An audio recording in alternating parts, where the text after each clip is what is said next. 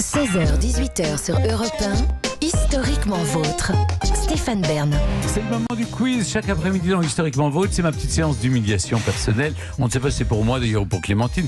Jean-Luc, vous posez des questions qui n'ont rien à voir avec l'histoire, faut quand même le dire. Oui, ce qui est formidable, c'est que souvent vos réponses non plus n'ont rien à voir avec l'histoire. Mais vous savez, un jour vous le payerez. Tout ça va vous coûter cher. Oui, bien sûr. Écoutez, pour le moment, jouons. C'est Born to be Alive. Allez, c'est parti. Stéphane, rendons à César ce qui appartient aux Corses. Pour beaucoup d'historiens, la Constitution corse est la première constitution démocratique de l'histoire moderne.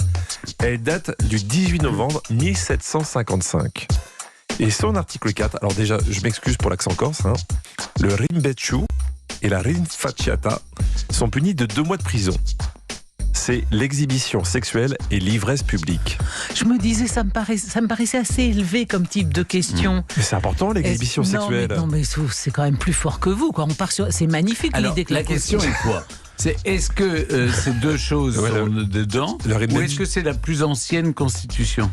Non, ça c'est un fait. Est-ce que le rimbecciu et la rinfacciata, ça concerne l'exhibition sexuelle et l'ivresse publique ? Non, pas du tout. Pourquoi non ? Non, parce que je n'y crois pas à votre rimbeccio, rimbeccia, rinfacciata, oh là là. Eh ben, on écoute la réponse. Vous avez gagné. Bravo, le rimbecciu et la rinfacciata sont les injures graves, les injures légères, c'était 10 jours de prison. Et ne me demandez pas comment on faisait la différence entre une injure légère et une injure grave. Voilà. Vous n'avez pas d'exemple ? Non. Je vais rester poli parce que sinon je vais me faire encore reprendre par Clémentine. Alors une question d'ailleurs pour Clémentine. Alphonse Karr disait « Si on veut abolir la peine de mort, que messieurs les assassins commencent ». Toute l'implacable logique de la plume de ce brillant journaliste du Figaro résumée dans cette citation. En 1840, il décroche un scoop car il est le seul journaliste sur le bateau La Belle Poule qui transporte les cendres de Napoléon. Vrai ou faux ? Mais alors je ne vois pas ce qu'Alphonse Karr aurait fait sur La Belle Poule. Non, je sais, surtout que après, il me semble qu'il est devenu plutôt un ennemi de l'Empire, puisqu'il est parti. Il est parti à Nice, me semble-t-il, quand Napoléon III est devenu empereur. Donc ça ne devait pas être un bonapartiste. Je réponds non. C'est mon intuition, je réponds non. Vous répondez non, on vérifie. Vous avez gagné. Vous avez bien fait de répondre non. Par contre, en 1840, il écrit un article où il certifie que l'enfant que vient d'avoir la poétesse Louise Collet n'est pas de son mari, mais de son amant. Cette dernière... Victor Cousin. En plus, elle connaît les réponses, c'est terrible. Mais lisez. Et Louise Collet, qu'est-ce qu'elle va faire ? Elle va aller le poignarder essayer de le poignarder dans le dos. Exactement. Et elle ratera, il ne portera pas plainte contre elle, mais en revanche, il encadrera le couteau. Ok, écoutez, elle a tout dit. Moi, je vais rentrer chez moi. Un petit bonus pour Bécassine. Ah oui, elle n'est pas si sotte que ça. Le gros malin, là, à ma gauche. Camembert. J'avais dit que Bécassine était sotte. Non, mais avant l'émission, vous me dites toujours oui, Clémentine, vas-y doucement, elle est un peu limitée. Non, vous voyez que non. Je vous dis juste qu'il faut de temps en temps la faire gagner. Oui, c'est ça, exactement. Vous êtes bien aimable. Pensez-y aussi, vous. Une question pour vous, Stéphane. La plus belle conquête du cheval, c'est la femme. J'avoue que je n'ai jamais très bien compris cette citation d'Alfred Jarry. Et ce n'est pas pour rien que ce romancier et poète mort en 1907 est considéré comme l'un des inspirateurs des surréalistes. Avant de mourir à 34 ans, sa dernière volonté fut qu'on lui apporte un cure-dent. Vrai ou faux ? Ça, c'est quand même une histoire très connue. Très connue. L'histoire du cure-dent d'Alfred Jarry, c'est la base en histoire. Est-ce que vous achetez mon cure-dent ? Oui, j'achète votre cure-dent. Évidemment, elle a demandé un cure-dent. Il y a un truc que vous ne pouvez pas varier en haut. Un truc qui va aller à mal. Il a demandé un cure-dent, évidemment. Il a demandé un cure-dent ? Bah oui. On regarde. Avant de mourir, il faut toujours demander un cure-dent. Vous avez Encore gagné. Alors, folie ou dernier geste surréaliste, ce fut la dernière demande d'Alfred Jarry, alors qu'il vivait ses derniers instants à cause de, vous savez de quoi il est mort ?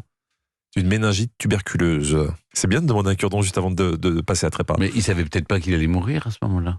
Oui, peut-être qu'il pensait qu'il allait faire une photo. Alors, une question pour Clémentine.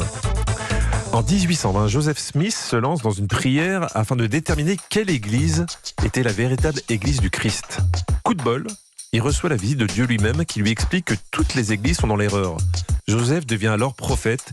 L'église mormone est née. Voici ma question. Selon les préceptes mormons, on a le droit au vin ? Enfin, on n'a pas le droit au vin. Vrai ou faux ? Les Mormons ne boiraient pas de vin. Ils n'ont pas le droit au vin, c'est ça mon affirmation, mais est-ce que c'est vrai ou est-ce que c'est faux ? Pourquoi les Mormons ne communieraient-ils pas selon les deux espèces, c'est-à-dire le vin et le pain qui sont le sang et la chair du Christ ? Ça me paraît très curieux qu'on puisse être chrétien et ne jamais communier selon les deux espèces, qui est quand même c'est comme le cure-dent d'Alfred Jarry, c'est quand même un peu la base du christianisme, si vous voulez, la communion. Donc je réponds non, c'est faux. Vous répondez faux ? On écoute. Vous avez gagné. Alors vous avez gagné, mais je précise quand même une chose importante. Chez les Mormons, on a le droit au vin, mais si vous l'avez fait vous-même et fait avec du raisin pur. Ah, voilà une chose que j'ignorais. Sinon pas de boisson chaude dans le ventre, donc pas de thé, pas de café. Ah bon ? Et non. Et pourquoi ? Parce que je ne sais pas, je suis pas mormon, je suis moine, je peux pas tout faire. C'est la question qui va vous départager. Écoutez-moi bien. Elle existe depuis l'époque romaine. Qu'est-ce que la clausilie romaine ? 3 propositions. La clausilie. La clausilie. Clausilie, d'accord. Alors, qu'est-ce que c'est ? C'est une clause contractuelle écrite en tout petit en bas, une petite robe transparente ou un gastéropode. 3. 2. Personne n'a voulu de la petite clause contractuelle. Non. Clausilie, non. Eh bien, écoutez, il y a un gagnant parmi vous deux. C'est le gastéropode. Et le gagnant, c'est le gastéropode, oui. Ah, bien sûr, c'est connu. Alors, je vous laisse expliquer. Allez, qu'est-ce qu'un clausilie ? Ça ressemble à quoi, Stéphane ? Moi, j'en ai jamais vu pour ma part. C'est vrai. À quoi ressemble un clausilie ? Est-ce que c'est plus proche du cafard ou du scolopendre ? La clausilie romaine est Mais quel escroc. Oui, c'est ça. Vous voulez que je vous aide peut-être ? mais quel escroc ! Lisez ma fiche. Je vais dire votre fiche. Un gastéropode originaire des environs de Rome et de la chaîne de montagnes des Apennins en Italie. Et en 1903, on a découvert qu'on en trouvait aussi en France dans les arènes de Nîmes. Bonne nouvelle. Non mais c'est important parce que c'est que dans les arènes de Nîmes et nulle part ailleurs. Ça a été rapporté par les gladiateurs. Et c'est depuis 2000 ans. Ces escargots n'ont jamais voyagé. Voilà un mystère de la nature assez fascinant quand même. Voilà, je vous remercie. Alors maintenant, normalement, il y a un triomphe. Je ne vous savais pas. Oui, il y a un triomphe commun pour Stéphane. Entomologiste, Stéphane. Bravo C'est Stéphane. récent. C'est caché. Europe 1, Historiquement vôtre.